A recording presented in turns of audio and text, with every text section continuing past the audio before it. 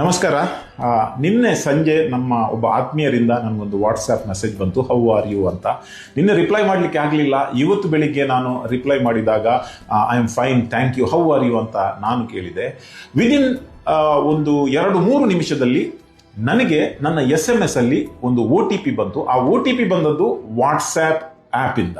So immediately ನನಗೆ doubt ಆಯಿತು, scam alert ಆಯಿತು. ಇಮ್ಮಿಡಿಯೇಟ್ಲಿ ನಮ್ಮ ಸ್ನೇಹಿತರಿಗೆ ನಾನು ಕಾಲ್ ಮಾಡಿ ಹೇಳಿದೆ, ನಿಮ್ಮ ವಾಟ್ಸ್ಆ್ಯಪ್ ಹ್ಯಾಕ್ ಆಗಿದೆಯಾ ಅಂತ. ಅವಾಗ ಹೇಳಿದರು, ಹೌದು, ನಿನ್ನೆಯಿಂದ ನನ್ನ ವಾಟ್ಸ್ಆ್ಯಪ್ ಹ್ಯಾಕ್ ಆಗಿದೆ, ಏನು ಮಾಡೋದು ಗೊತ್ತಿಲ್ಲ ಅಂತ ಹೇಳಿದರು.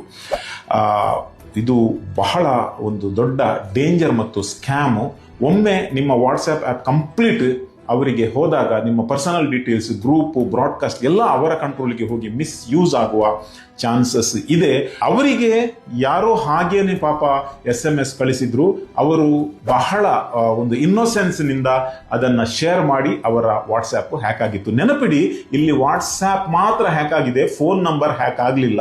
ಆದ್ರಿಂದ ಇಂಥ ಸಂದರ್ಭಗಳಲ್ಲಿ ನಿಮಗೆ ಒಂದು ವೇಳೆ ಈ ಸಿಚುವೇಶನ್ ಫೇಸ್ ಆದರೆ ದಯಮಾಡಿ ಪ್ಯಾನಿಕ್ ಆಗಬೇಡಿ, ಹೆದರಬೇಡಿ. ಯಾಕೆಂದ್ರೆ ಇಮ್ಮಿಡಿಯೇಟ್ಲಿ ನಿಮಗೆ ಯಾವಾಗ ಅದು ಹ್ಯಾಕ್ ಆಯಿತು, ನಿಮ್ಮ ಕಂಟ್ರೋಲ್ ಅಲ್ಲಿ ಇಲ್ಲ ಅಂತ ಗೊತ್ತಾಯ್ತಾ, ಆಪ್ ಅನ್ನ ನೀವು ಕಂಪ್ಲೀಟ್ಲಿ ಅನ್ಇನ್ಸ್ಟಾಲ್ ಮಾಡಿ ಮತ್ತು ಇಮ್ಮಿಡಿಯೇಟ್ಲಿ ರೀಇನ್ಸ್ಟಾಲ್ ಮಾಡಿ, ಅಥವಾ ವಾಟ್ಸ್ಆಪ್ ಬಿಸ್ನೆಸ್ ಅನ್ನ ಇನ್ಸ್ಟಾಲ್ ಮಾಡಿ. ಆವಾಗ ಇನ್ಸ್ಟಾಲ್ ಮಾಡುವಾಗ ನಿಮಗೆ SMS, OTP SMS ನಿಮ್ಮದೇ ಮೊಬೈಲ್ಗೆ ಬರ್ತದೆ. ಅದನ್ನ ಮತ್ತೆ ನೀವು ಆನ್ ಮಾಡಿದ್ರೆ ಕಂಪ್ಲೀಟ್ ವಾಟ್ಸ್ಆ್ಯಪ್ ನಿಮ್ಮ ಕಂಟ್ರೋಲಿಗೆ ಬರ್ತದೆ.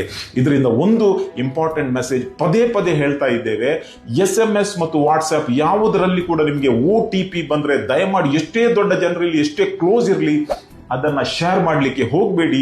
ದ ಮೂಮೆಂಟ್ ನೀವು ಶೇರ್ ಮಾಡಿದ್ರೆ ನಿಮ್ಮ ಬ್ಯಾಂಕ್ ಅಕೌಂಟ್ ಇರಲಿ, ವಾಟ್ಸ್ಆ್ಯಪ್ ಅಕೌಂಟ್ ಇರಲಿ, ಅಥವಾ ಯಾವುದೇ ಆ್ಯಪ್ ಮತ್ತೆ ಇಮೇಲ್ ಏನೂ ಇರಲಿ, ಬೇರೆಯವರ ಕಂಟ್ರೋಲಿಗೆ ಈಸಿಯಾಗಿ ಹೋಗ್ತದೆ. ಆದ್ರಿಂದ ಹ್ಯಾಕ್ ಆದ ಇಮ್ಮಿಡಿಯೇಟ್ಲಿ ಸ್ಟೆಪ್ ಅನ್ನು ತಗೊಳ್ಳಿ, ವೆಯ್ಟ್ ಮಾಡಲಿಕ್ಕೆ ಹೋಗಬೇಡಿ. ವೆಯ್ಟ್ ಮಾಡಿದಷ್ಟು ಅವರು ಬೇರೆಯವರಿಗೆ ಫಾರ್ವರ್ಡ್ ಮಾಡಿ ನಿಮ್ಮ ಹೆಸರಲ್ಲಿ ಅವರು ಅಡ್ವಾಂಟೇಜ್ ತೆಗೆದುಕೊಳ್ಳುವ ಚಾನ್ಸಸ್ ಇದೆ. ಇದನ್ನ ಶೇರ್ ಮಾಡಿ ಮತ್ತು ಬೇರೆಯವರಿಗೆ ಕೂಡ ಎಜುಕೇಟ್ ಮಾಡಿ.